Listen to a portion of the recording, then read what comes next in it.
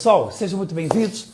Hoje a gente vai conversar com Cláudia Cochin, que tem aí uma bagagem impressionante de ensino, de estudo, desde o Brasil até Banco Mundial. Tem um trabalho incrível em cima da educação do Brasil, Rio de Janeiro, né? É convidada para palestrar também na Faculdade e Universidade de Harvard. É muita coisa legal e boa. Vamos lá, pessoal, vamos iniciar, que ela já está chegando aqui para a gente poder conversar aqui com a Cláudia. Maravilha, pessoal, esperando ela entrar e a gente vai iniciar aqui juntinhos. Olá, Cláudia! Olá, deixa eu organizar aqui para eu poder... Opa, fica à vontade, por favor. Pronto. Tudo bem contigo? Graças a Deus, graças a Deus. Cláudia, primeiramente, muito obrigado por ter aceito esse convite. Fico muito feliz em estar conversando com você. Você está agora em São Paulo? Estou em São Paulo, estou fazendo a quarentena em São Paulo, meu isolamento social em São Paulo. Ah, certo. Mas está tudo bem em questão de saúde Tudo ou é mais para se manter por questão de segurança mesmo? Eu sou grupo de risco, né? Tenho já Sim. mais de 60 anos. Entendo perfeitamente, claro. Cláudia, olha, até para dar uma introdução aqui para o nosso público que está assistindo, depois a gente vai colocar esse vídeo em todas as nossas redes sociais, com certeza é um mérito muito grande, né, eu estar te recebendo e estar falando com uma pessoa desse nível, né, globalizado e de tanta força na educação brasileira e também mundial, né, que tem esse reconhecimento tão importante que, para mim, como rabino, que a gente trata tanto a educação judaica e a nossa tradição milenar, é uma coisa que é fundamental, né? Que é a base da nossa vida. Então, eu gostaria primeiro de te perguntar, Cláudia, como você vê, talvez a pergunta seja um pouco abrangente, mas o quanto você vê de importância e prioridade na educação para a nossa vida, para a nossa geração em especial? Olha, a educação, e isso eu aprendi desde pequena, né? Eu até vou contar por que eu aprendi isso. Sim. A minha mãe não conseguiu completar o que antigamente chamava de ginásio, e agora é o Fundamental 2, por conta da guerra. Tanto meu pai quanto minha mãe viveram a Segunda Guerra na Europa, quando crianças e jovens. E essa experiência fez com que eles falassem sempre para nós, filhos, uma frase que muitos judeus falam para os seus filhos. Não esqueçam que a única coisa que ninguém vai poder roubar de você é aquilo que você tem na cabeça.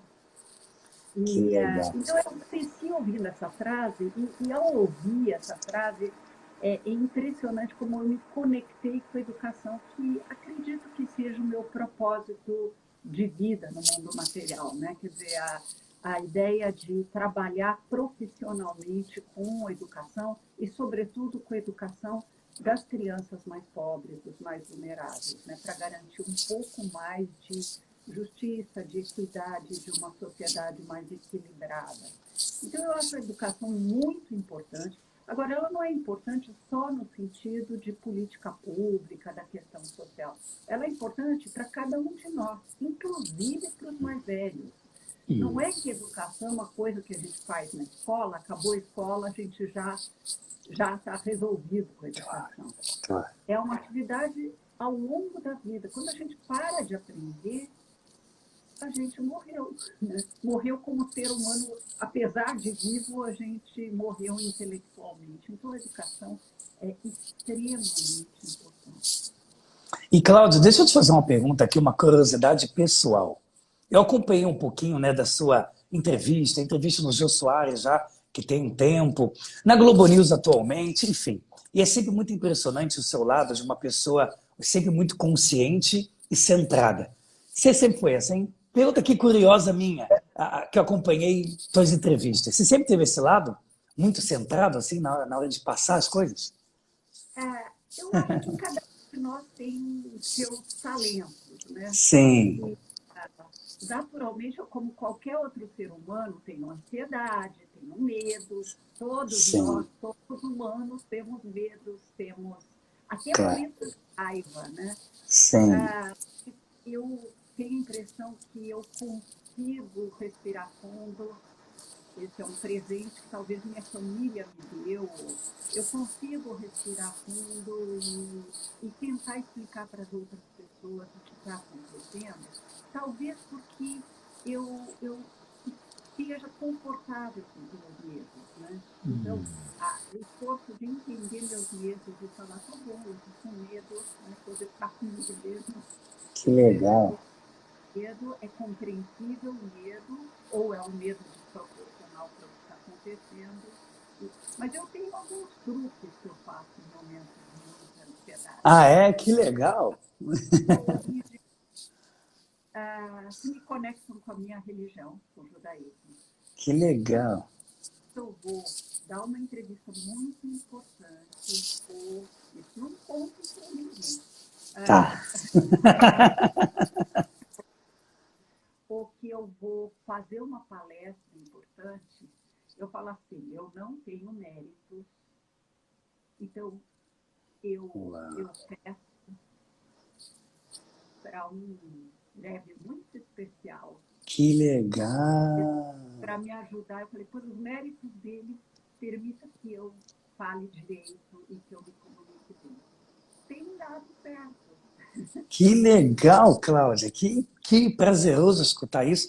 Claro, né? Como judeu aqui, então, falando com você e tendo essa origem judaica sua, que se fortificou, né, ao longo da vida. Inclusive, eu gostaria de te perguntar, né, que eu acho que é uma das curiosidades principais do nosso público, Cláudia, é como você ficou sabendo. Eu fiquei arrepiado. Quando eu botei que a gente ia conversar, Cláudia, um monte de gente falou, fiquei arrepiado, chorei muito quando soube a história dela.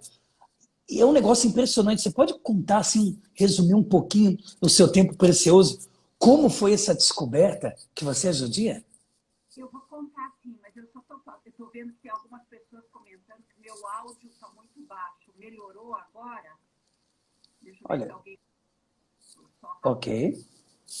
ok. Meu e abaixo. Eu aumentei um pouquinho agora para ver se resolveu. Certo? Então vamos lá que eu vou colocar. Tá, eu tô te ouvindo bem. Não, a pessoa escreveu que não melhorou o meu áudio.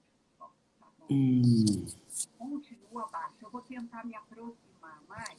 tá, Celular. agora Melhorou? melhorou bastante agora. Eu cheguei mais perto. Então vamos lá. Vamos Ainda lá. está baixo? Vou contar. Vou tentar, senão a gente perde o tempo. Eu estou bem pertinho agora, então acho que vai dar certo. Como passou naquela entrevista, que eu nem estava preparada para falar disso naquele momento, não. Eu fui educada como católica. Estudei num colégio de freira, alguém está dizendo que melhorou. Eu fui educada num colégio de freira, eu fui batizada, fiz primeira comunhão, fui Uau. crismada. E eu sabia que meu pai tinha uma origem judaica, mas eu não sabia a história da minha mãe. Minha mãe não queria falar disso. Então, a minha mãe tinha papéis falsos. No caso do meu pai, ele tinha se convertido para católico. Uhum. Quando, há 12 anos, a família dele se converteu. E no caso da minha mãe, não, eles tinham falsificado os papéis na Hungria para conseguir vaga em escola pública na Hungria. Uau. Então eu cresci sabendo que minha mãe era protestante, meu pai era de origem judaica, e eu só descobri que ele era de origem judaica porque os parentes começaram a chegar para o Brasil e eles eram judeus, eles tiveram bar mitzvah e coisas assim. Quando minha mãe já se aposentou, ela resolveu escrever a história da vida dela. Eu, a essas alturas, já tinha 2 filhos, já morava em Brasília e estava no governo, no posto alto. E ela escreveu a história e mandou para mim e para o meu irmão. E nessa história ela conta não só o fato de que ela judia, mas que ela tampouco sabia quando era criança que era judia, Até que um dia as leis raciais surgiram em Budapeste e ela foi expulsa do campeonato de natação infantil. Uau!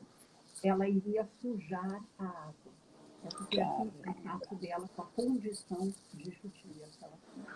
Eram tão assimilados que os pais nem contaram para ela que ela era. Uau! E ela chorou muito, saiu correndo, foi para casa, e lá os pais contaram para ela e começou toda a preparação de uma fuga que, graças a Deus, foi bem sucedida via Portugal.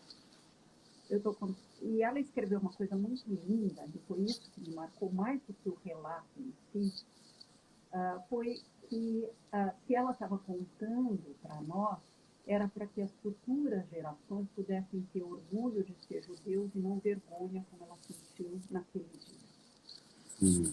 E aquilo mexeu tão profundamente comigo que eu não sabia o que fazer com a história. Eu comecei a procurar na lista telefônica de Brasília se tinha uma sinagoga em Brasília para conversar com o rabino, não achei na lista telefônica. Aí eu fui procurar um rabino que todo não-judeu sabe que é rabino, que era o Rabino Sobel. Sim. Né? E ele ouviu a minha história e falou que vai verificar e só me fez uma recomendação, que é documentar essa história, ou seja, pedir a certidão de nascimento do lado materno da minha bisavó, que eu fiz, e recebi essa certidão de nascimento da minha bisavó. Demorou bastante para chegar, mas quando eu recebi, eu passei por fax para minha mãe. E nós duas choramos muito lendo. Uau. Mas tudo isso para contar que quando eu estava nessa busca, de repente, o Rabino Simonovich me procurou lá em Brasília, no meu gabinete, quer dizer, ele telefonou para minha secretária que tinha uma audiência. Eu derrubei minha agenda, eu não sabia o que fazer com aquela informação, e eu estava aquele dia com a história da minha mãe, o relato que ela fez, lá no gabinete. E quando ele chegou na porta, eu nem sabia como é que não dá a mão para rabino, para cumprimentar, essas coisas, eu não sabia nada disso. E aí ele me perguntou, na porta do gabinete, a senhora é judia? Eu falei, não sei. Uau! E aí ele entrou, eu entreguei o documento para ele, conversamos um pouquinho, e ele falou, olha, no fim da tarde eu vou ligar para ti, vou ler a história, vou ligar para ti. E ele me disse, olha, o que eu li mostra que sim, você é judia, ninguém deixa de ser judeu. E eu tenho uma proposta para fazer. Vamos começar a estudar uma vez por semana? E desde então, eu estudo uma vez por semana. Tá brincando? Isso tem quanto tempo, Cláudia? Isso tem quanto tempo? Agora eu estou sozinha. Né? Claro. Há muito tempo, por exemplo. Esse é o livro que eu leio no Shabbat. É um livro que o Elior me deu, presente. Que legal! Leio também coisas da Torá, mas eu não sei ler hebraico ainda. Não sei, sim. Mas eu tento me informar, eu tento me educar como judia também, não só como cidadã do mundo, mas como judia também.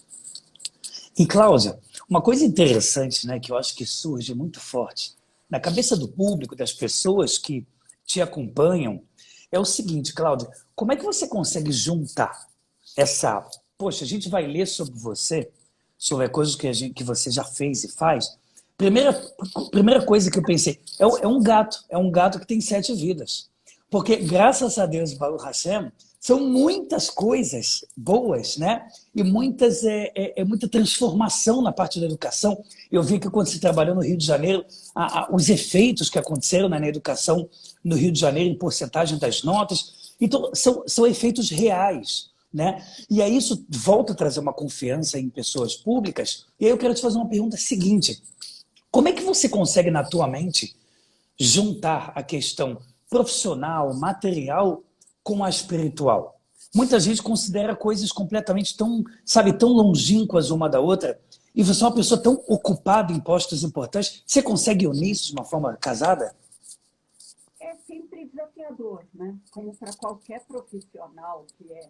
Eu, no meu caso, eu sou avó, mas como qualquer pessoa, qualquer mulher que tem uma vida profissional e ainda lidar com a questão espiritual, ela traz seus desafios. Mas dentro das minhas limitações, tem sido prazeroso. Uhum. Eu vou dar um exemplo, Rabino, muito claro. Eu não consigo seguir o Shabat direitinho, mas eu Uhum. considero um dia para ser preservado, né?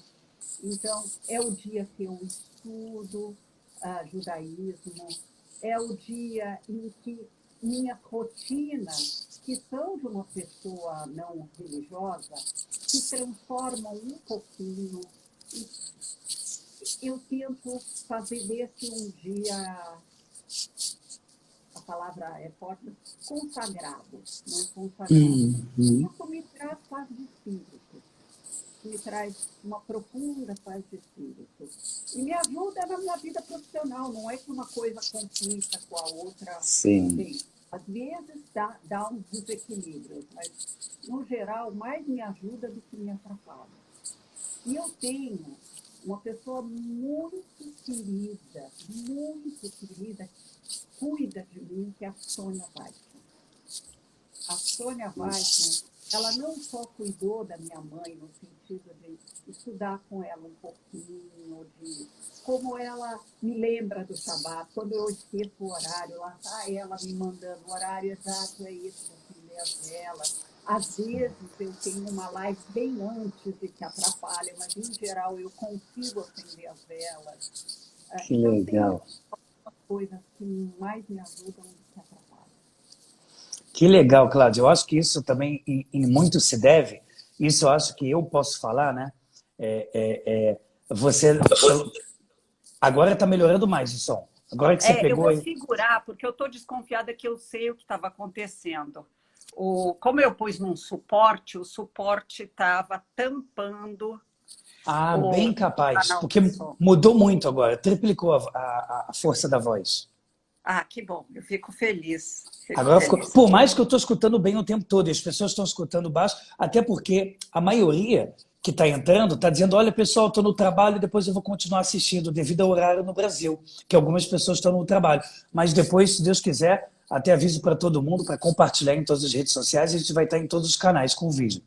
Tá bom, então não fiquem tontos, porque eu vou estar segurando, então vai balançar um pouquinho. E nada. Ô, Cláudio, deixa eu te falar uma coisa, mas de coração mesmo, tá? Porque eu gosto de, acho que tão importante como o rei Salomão, ele fala na Torá, que o que sai de coração entra no coração. Eu acho que eu estou começando a pescar um pouco do seu segredo. E de verdade eu falo isso, que é a sua humildade.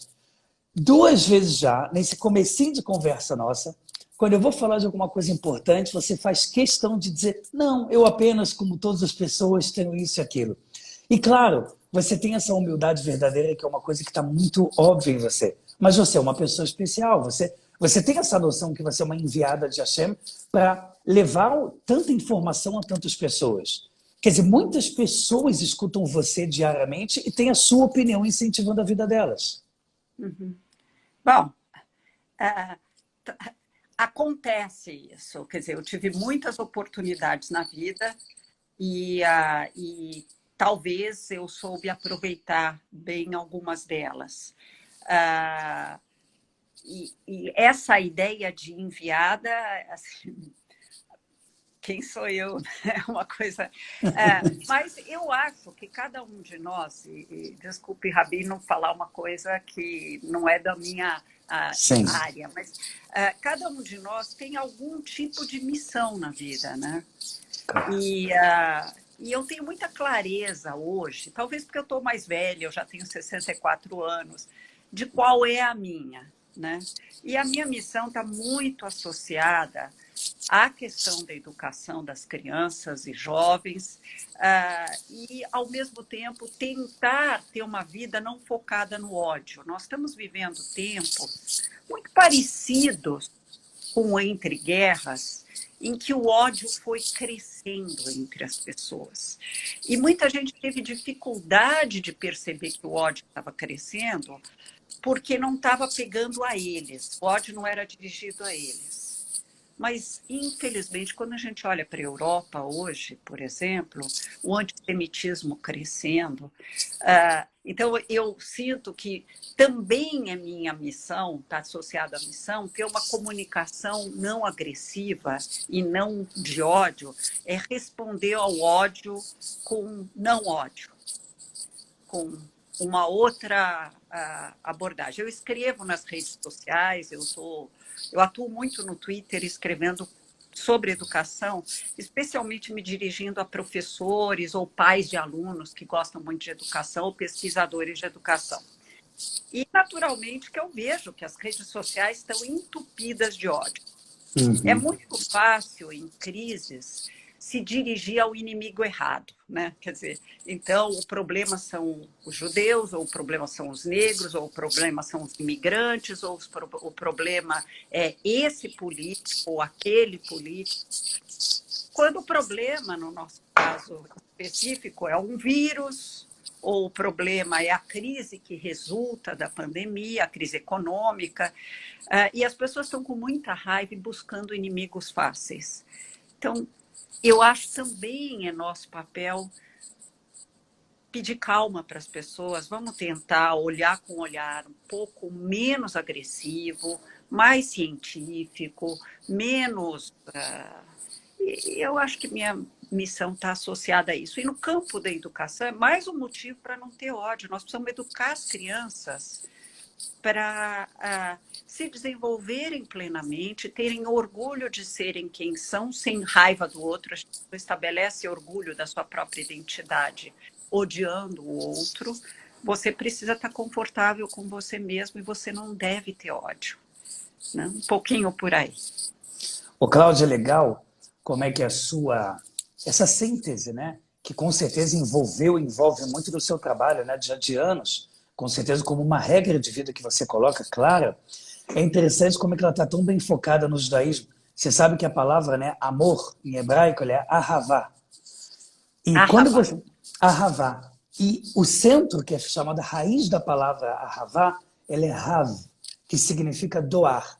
Ou seja, a raiz no hebraico da palavra amor significa doar, porque é impossível você conquistar qualquer amor nessa vida se você agir em cima do eu quero, mesmo sendo retirando de você, ou eu quero me dar bem, ou quero uma felicidade baseado na sua tristeza. E acaba sendo essa a base do ódio, né? Ou seja, vamos arranjar um inimigo fácil, vamos culpar rápido alguém, e assim eu consigo tirar algum proveito disso. É verdade. Muitos políticos fazem isso. Mas o desafiador não é o político fazer isso, é a gente aceitar e entrar no jogo de odiar todo mundo. Uau. O Cláudia, é tão forte que você está falando, né? Quer dizer, a responsabilidade e a consciência do indivíduo, né? Me disse, eu estou entendendo bem um pouco do seu raciocínio, porque às vezes, né, poucas pessoas repetem tantas coisas mentirosas, como de novo a gente viu na Europa também antiga, e que acaba se tornando regra, né? A mentira repetida muitas vezes pode se tornar verdade, mas quando a gente para pensar e refletir, a gente tem que ter a consciência e a responsabilidade primeiro individual. E eu aproveito, né? E o Cláudia, queria aproveitar para te perguntar, você esteve nos Estados Unidos morando por um tempo?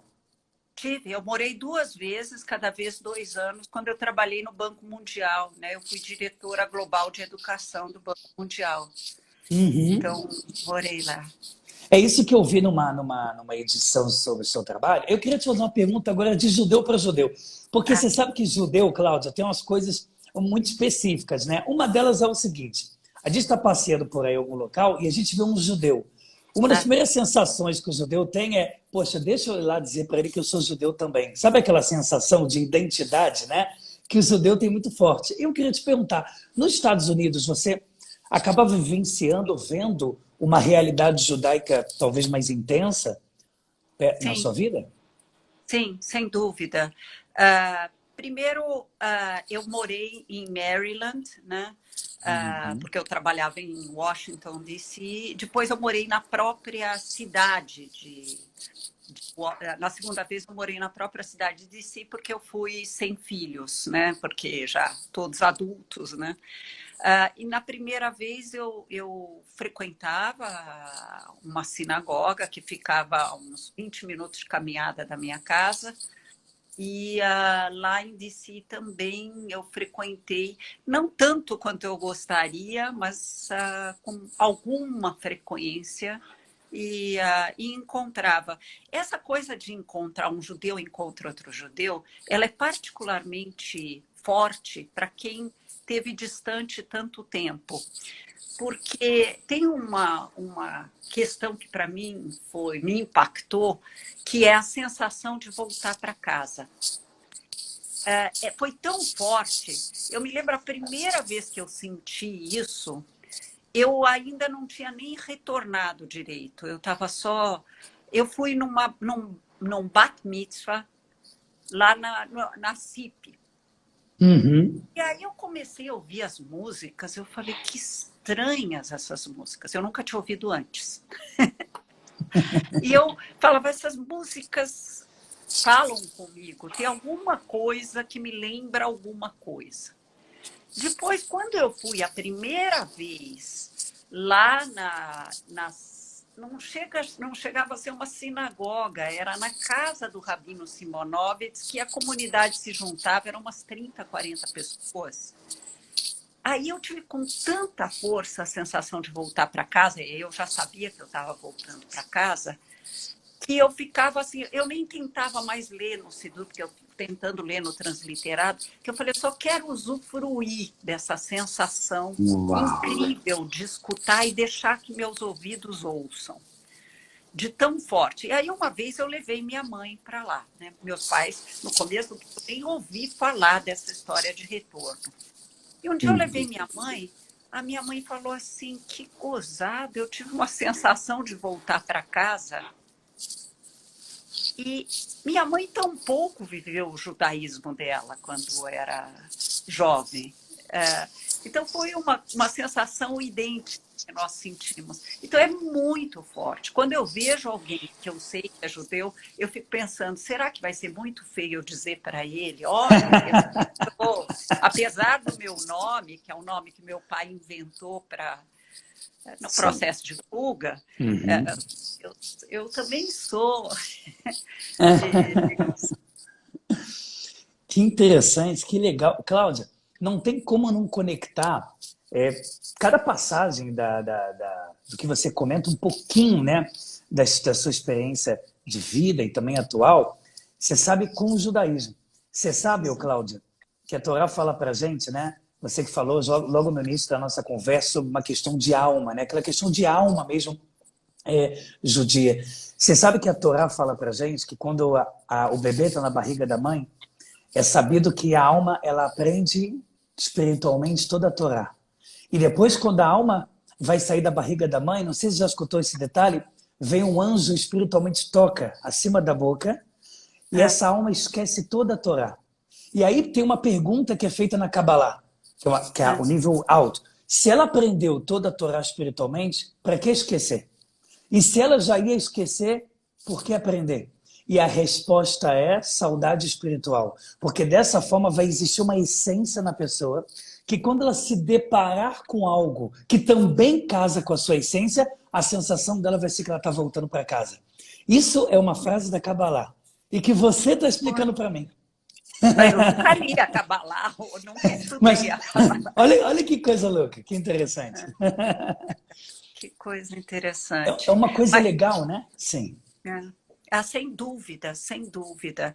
É muito importante. E é importante entender que eu gasto meu dia trabalhando, não é que eu fico lendo ou estudando, mas é o que dá, num certo sentido, dá sentido à vida, né? É que dá. E eu acho que isso é um privilégio. durante muito tempo eu fiquei pensando, né, como é que isso acontece? É um privilégio e não adianta explicar racionalmente, porque Uhum. uma vez me perguntaram, eu trabalhei com o Roberto Tivita, né, que foi um grande editor, e ele falou assim, mas como assim você acredita em Deus? Né? E para mim, mesmo antes, sempre foi uma coisa muito forte acreditar em Deus. Falou assim, como assim você acredita em Deus com toda essa conhecimento de filosofia, de ciência, e eu estudo muito ciências e eu falei, eu acho que é como você me perguntar por que eu me apaixonei pelo meu marido, né? Não é uma coisa no domínio estritamente racional. É um privilégio que eu tive, não é um... É verdade, Cláudia, é verdade. É muito, Não é adianta muito. explicar só com a razão. Não é que eu digo que não é impossível explicar pela razão, mas não dá para explicar completamente pela razão.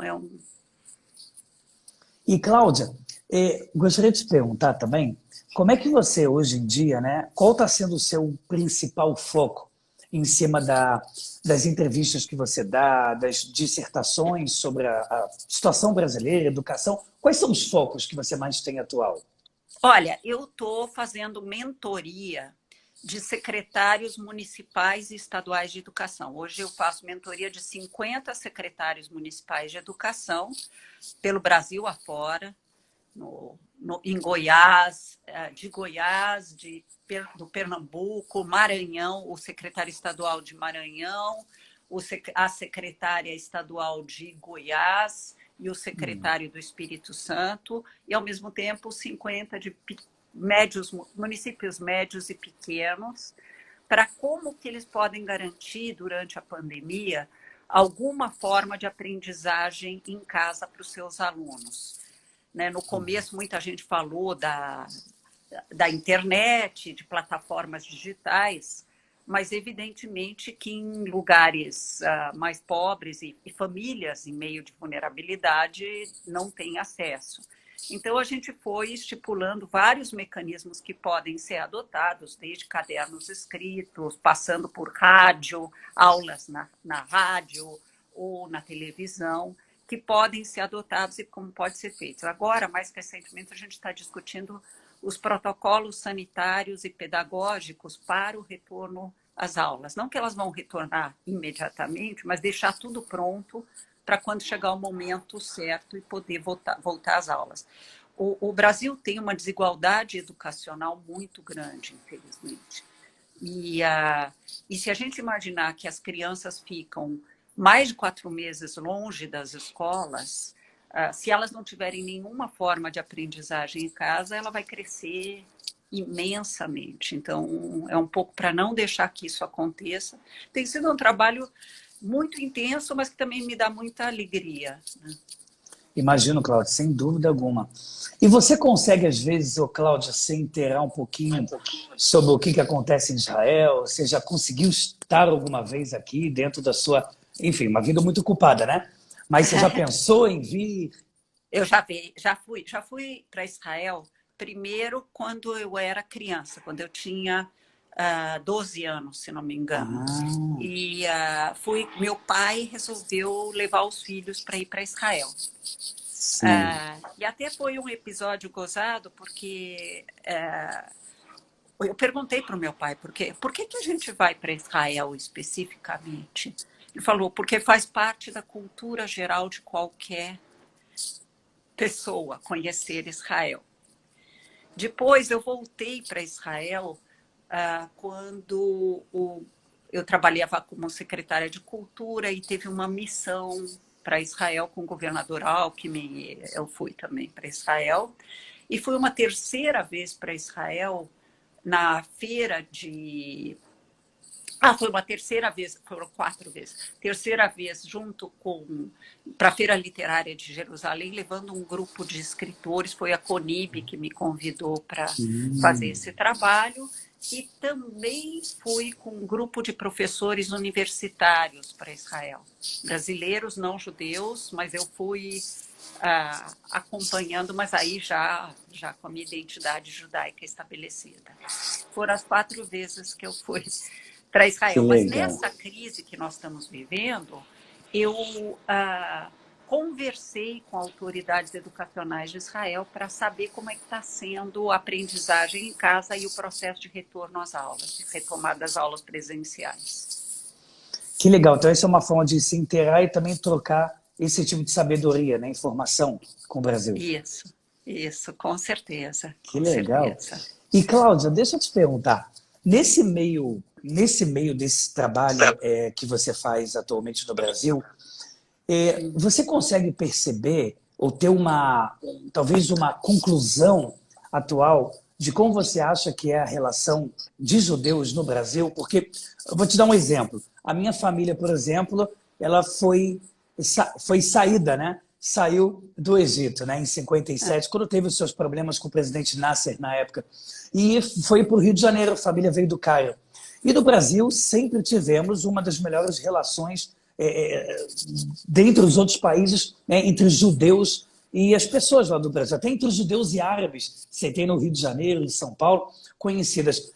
Você acha que isso se deve ao quê? Como é que você olha, né? Como é que você analisa essa relação de judeus com brasileiros de uma forma geral?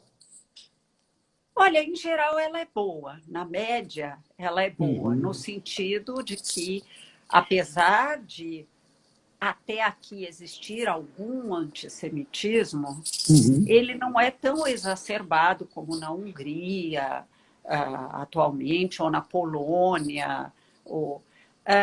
E isso tem a ver com o fato de que nós fomos um país que, bem ou mal, abriu os braços para receber os imigrantes.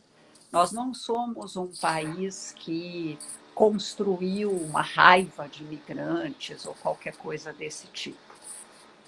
E como você disse também, aqui no Brasil é interessante que árabes e judeus se dão bem, que constroem, porque por uma série de razões históricas, né? Eu acho que não dá tempo de explorar. Mas também é um país que precisa continuar aprendendo a abrir os braços para o outro. Seja ele negro, seja ele imigrante, seja os imigrantes venezuelanos, que é uma questão que eu acompanhei muito de perto, porque eu trabalho com educação com a cidade de Boa Vista, em Roraima. E começou uma narrativa muito feia de que quem traz a Covid-19 é o venezuelano, ou que o venezuelano vem roubar as nossas coisas ou matar. Infelizmente, a gente sabe roubar sozinho e sabe matar sozinho. Então, não é o estrangeiro o culpado. E, então, eu vejo que, por exemplo, em Boa Vista, 25% dos alunos são, nas escolas, são venezuelanos, que têm desafios de aprender a língua, de se integrar, e eles conseguiram, ainda bem, graças a Deus, construir um ambiente receptivo para essas crianças que não têm culpa de nada, ao contrário, são vítimas, como nós fomos no passado. Eu lembro as narrativas da minha mãe sobre o que foi ser refugiado, primeiro em Portugal, com documentos falsos que eles pensavam que eram verdadeiros no processo de fuga, e depois no Brasil, em que não quiseram reconhecer os estudos dela na Hungria, e ela não pôde concluir o antigo ginasial, que hoje se chama no Brasil de Fundamental 2. Sim.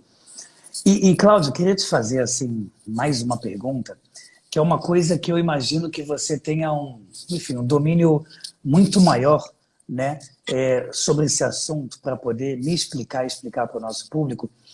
A gente sabe que a educação, ela é a nossa base, né? Ela é a nossa base de vida, como você disse, desde o comecinho seus familiares falavam, isso nunca vão roubar de vocês, né? Tudo que você coloca para dentro de sabedoria.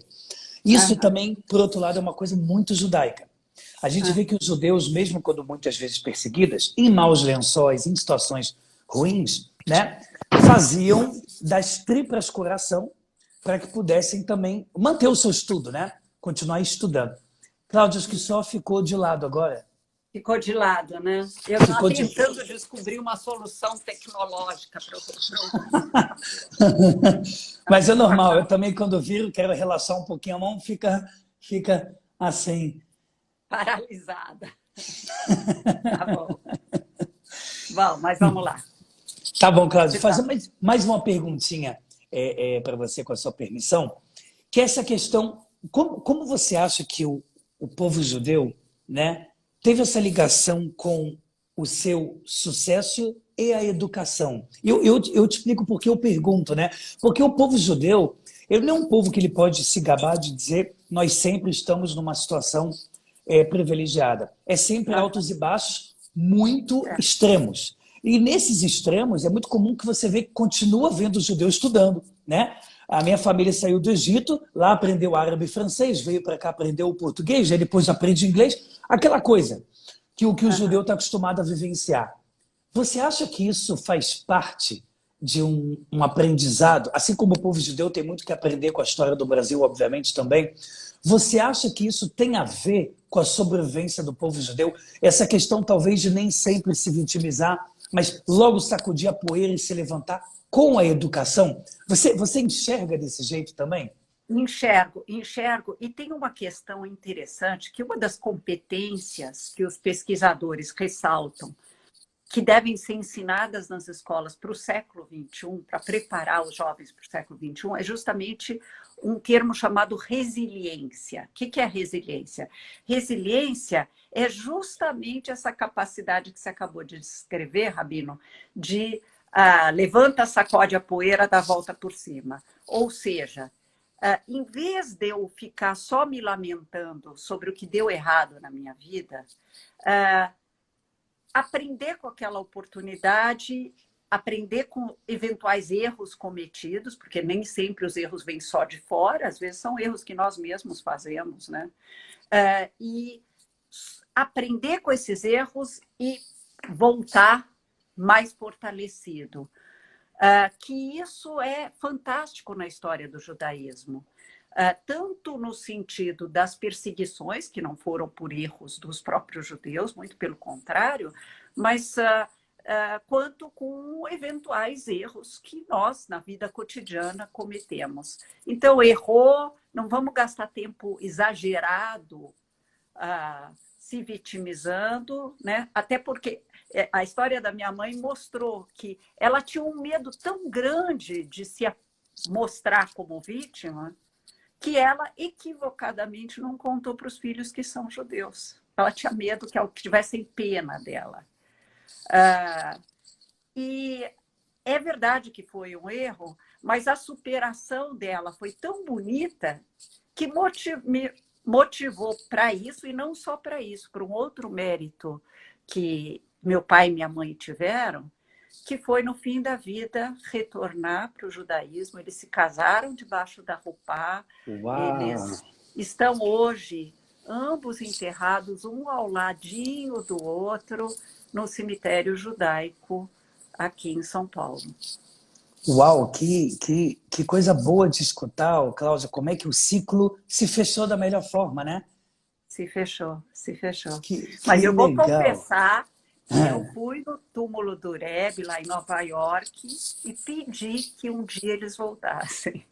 Tá e eu brincando? tentava convencê-los a fazer isso e não conseguia. Uau!